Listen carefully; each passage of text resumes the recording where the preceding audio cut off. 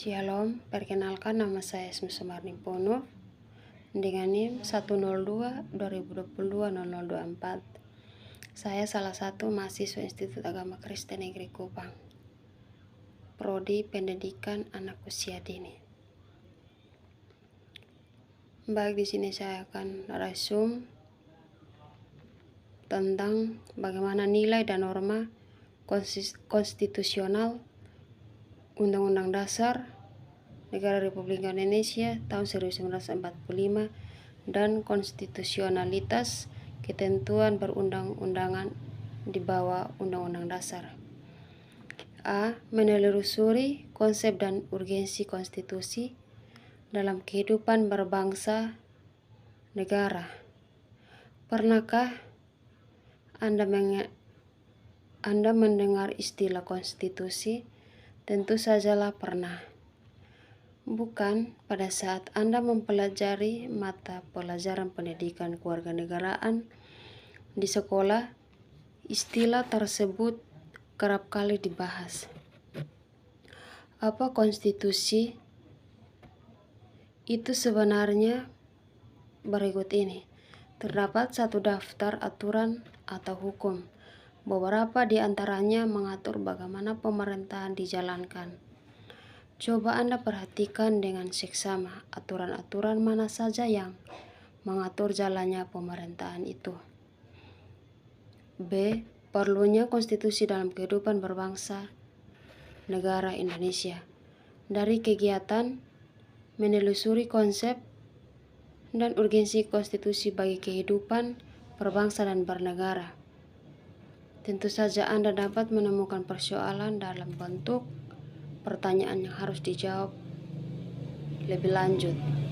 Contoh-contoh pertanyaan yang mungkin muncul dari benak Anda, misalnya sebagai berikut.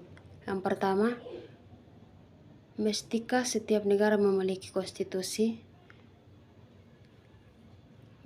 A. Jika ya, untuk apa konstitusi itu diperlukan? B. Adakah negara yang tidak memiliki konstitusi? C. Jika ada, apa yang akan terjadi dengan kehidupan negara tersebut? Yang kedua, jika konstitusi itu sedemikian penting, bagaimana wujudnya? A. Apa materi muatannya? B. Apakah konstitusi itu selalu tertulis? C. Jika tidak, negara manakah yang memiliki konstitusi tidak tertulis? D. Apakah konstitusi demikian itu efektif dalam mengatur kehidupan berbangsa dan bernegara? C. Menggali sumber historis, sosiologis dan politik tentang konstitusi dalam kehidupan berbangsa bernegara Indonesia dari kegiatan mananya. Kita mempunyai sejumlah pertanyaan yang sangat penting, yakni mestikah konstitusi? Jika ya, untuk apa konstitusi diperlukan? Apakah ada konstitusi? Jika ada, apa yang akan terjadi dengan kehidupan negara tersebut? Untuk menjawab pertanyaan tersebut, kita perlu memulai dari penelusuran historis dengan memahami pandangan Thomas Hobbes dari tahun 1988 sampai 1879. Dari pandangan ini, kita akan dapat memahami mengapa manusia dalam bernegara membutuhkan konstitusi. Menurut Hobbes, manusia pada status naturalis bagaikan serigala hingga timbul adagium homo homini lupus. Man is a wolf to his fellow man, artinya yang kuat mengalahkan yang lemah. Lalu timbul pandangan bolong omnium contra omnis, semua perang semua lawan semua. Hidup dalam suasana demikian pada akhirnya menyadarkan bahwa untuk membuat perjanjian antara sesama manusia yang dikenal dengan istilah Pactum Unionis, selanjutnya timbul perjanjian rakyat menyerahkan kekuasaannya kepada penguasa untuk menjaga. Perjanjian rakyat yang dikenal dengan istilah Factum Subjectionis dalam bukunya yang berjudul Leviathan dalam tahun 1951. Ia mengajukan suatu argumentasi tentang kewajiban politik yang disebut kontrak sosial yang mengaplikasikan pengalihan kedaulatan kepada primus inter pares yang kemudian berkuasa secara mutlak absolut. Primus inter pares adalah yang utama di antara sekawan atau sekumpulan atau orang terpenting dan menonjol di antara orang yang sederajatnya sama. Negara dalam pandangan Homes cenderung seperti monster Leviande. Pemikiran Homes tak lepas dari pengaruh kondisi zamannya Siegetsnya, sehingga ia cenderung membela monarki absolut kerajaannya mutlak dengan konsep divine right yang menyatakan bahwa penguasa di bumi merupakan pilihan Tuhan sehingga ia memiliki otoritas tidak tertandingi. D. Membangun argumen tentang dinamika dan tantangan konstitusi dalam kehidupan berbangsa negara. Indonesia menengok perjalanan sejarah Indonesia merdeka. Ternyata telah terjadi dinamika ketatanegaraan seiring berubahnya konstitusi atau undang-undang dasar yang diberlakukan. Setelah ditetapkan 1 hari setelah proklamasi kemerdekaan Undang-Undang Dasar, NKRI 1945 mulai berlaku sebagai hukum dasar yang mengatur kehidupan ketatanegaraan Indonesia dengan segala keterbatasannya.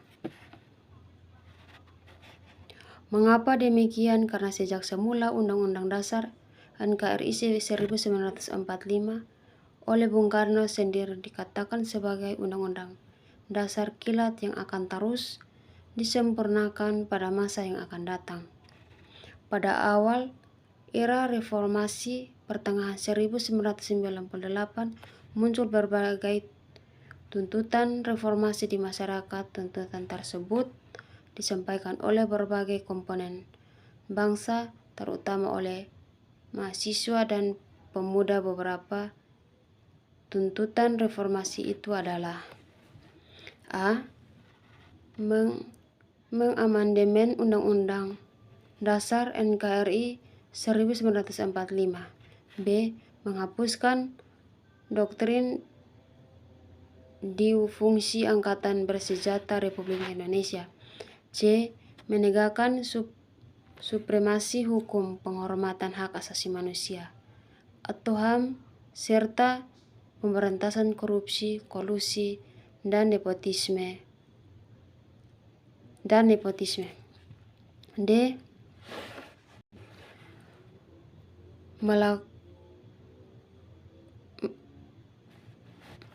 Melakukan desentralisasi dan hubungan yang adil antara pusat dan daerah. E. Mewujudkan kebebasan pers. F. Mewujudkan kehidupan demokrasi. E. Mendeskripsikan esensi dan urgensi konstitusi dalam kehidupan berbangsa negara. Bagaimana hasil perubahan Undang-Undang Dasar NKRI 1945 itu setelah melewati proses yang cukup panjang. Akhirnya MPR RI berhasil melakukan perubahan Undang-Undang Dasar NRI 1945, perubahan Undang-Undang Dasar NRI 1945 yang pada mulanya merupakan tuntutan informasi dalam perjalanan telah menjadi kebutuhan seluruh komponen bangsa. Jadi, tidak heran jika dalam proses perubahan Undang-Undang NKRI 1945, seluruh komponen bangsa berpartisipasi secara aktif. Rangkuman tentang konstitusi dalam kehidupan berbangsa negara Indonesia. Yang pertama, dalam arti sempit, konstitusi merupakan suatu dokumen atau seperangkat dokumen yang berisi aturan-aturan dasar untuk menyelenggarakan negara. Sedangkan dalam arti luas, konstitusi merupakan peraturan baik tertulis maupun tidak tertulis yang menentukan bagaimana lembaga negara dibentuk dan dijalankan. Yang kedua,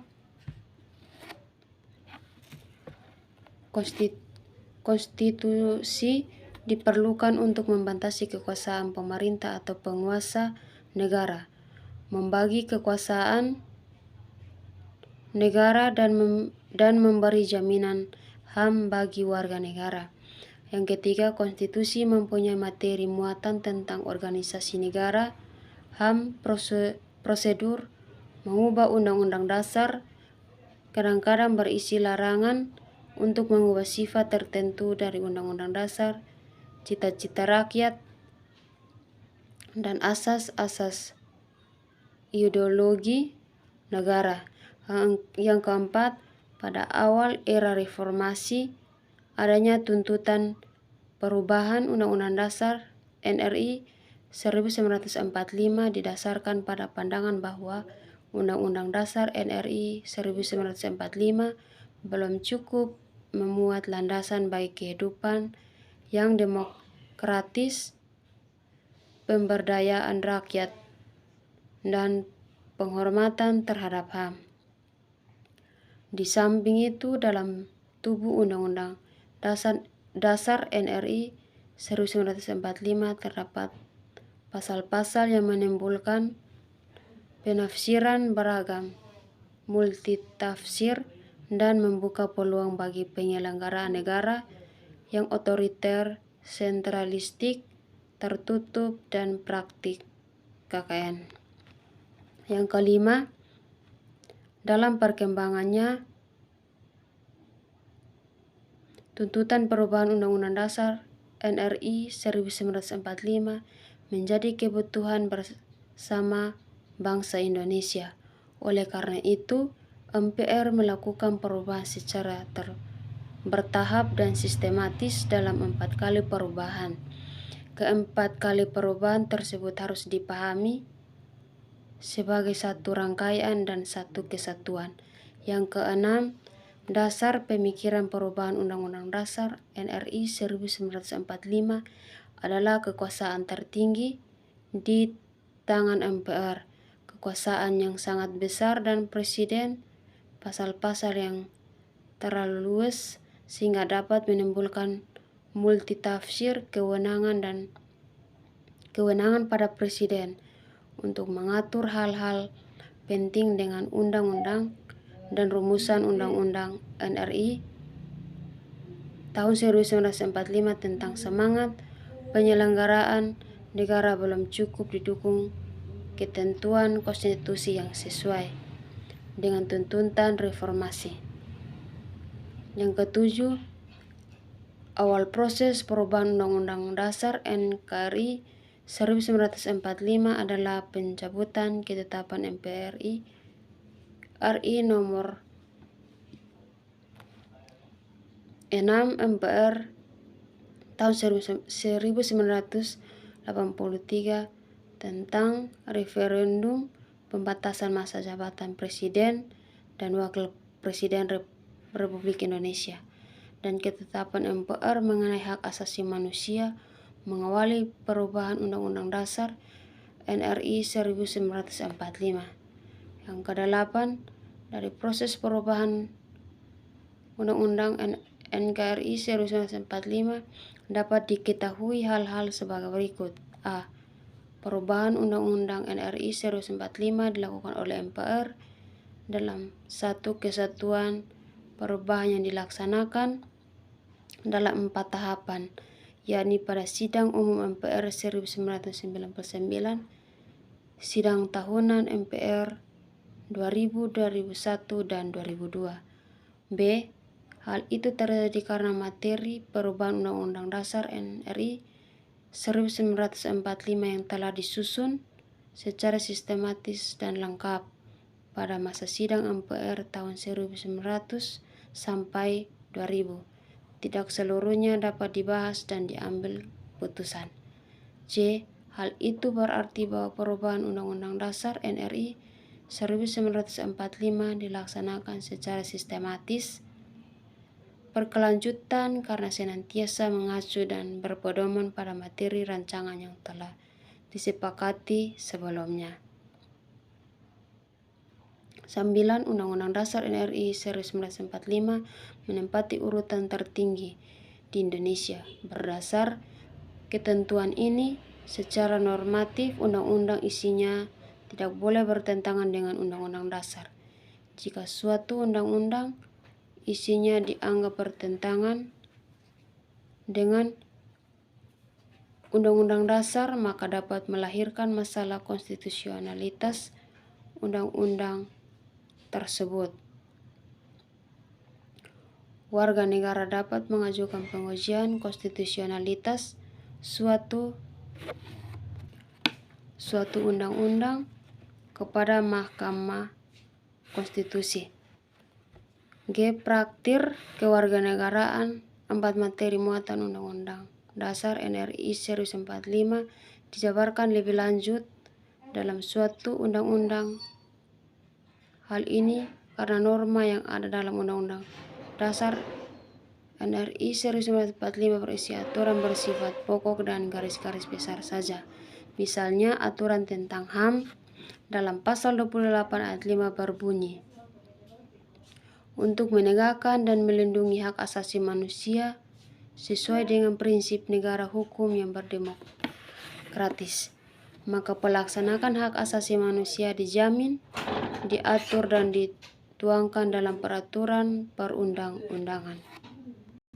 Untuk menjabarkan norma tersebut disusunlah undang-undang pelaksanaannya, misalnya dengan Undang-Undang Nomor 39 Tahun 1999 tentang HAM. Ada juga undang-undang lain yang dimaksudkan untuk melaksanakan ketentuan mengenai HAM yang ada di Undang-Undang Dasar NRI 1945. Sekian dan terima kasih.